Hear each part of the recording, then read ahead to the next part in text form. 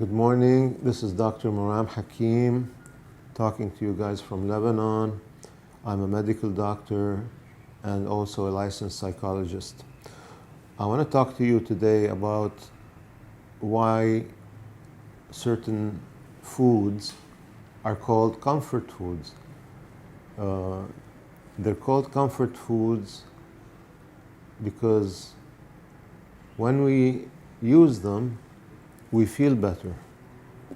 Let's say you have stress, let's say your mood is down, let's say you're anxious, let's say you're bored, let's say you are lonely, and you go to the fridge, you open the fridge, and you choose something, and of course it's a carb or it's some kind of sugary substance or fatty substance. So we're eating these foods for the simple reason that these foods are used by the body to manufacture neurotransmitters that either elevate the mood or calm our anxieties, etc.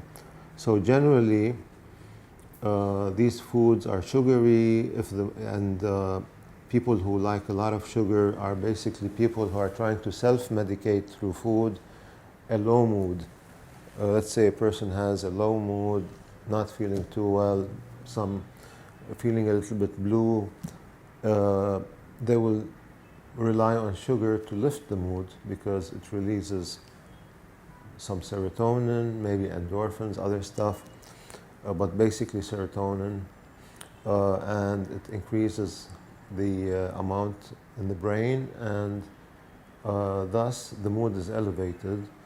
Unfortunately, when the sugar is consumed, there might be a crash, a withdrawal, and the mood will be low again. So we go for more sugar. Same thing with the fatty substances. The fatty substances cause relaxation and soothing in the brain, and as such, we choose fatty substances when anxious or agitated or upset or stressed out, and we eat those substances as a means of self-medication for anxiety in general. And of course, some people will eat both sugary and fatty stuff because internally they suffer both a low mood or anxious symptoms, etc. So this is what's called also emotional eating, which means we're eating not because we're hungry or we need nourishment or we need calories, but simply for the psychoactive ability of certain foods that are called comfort foods.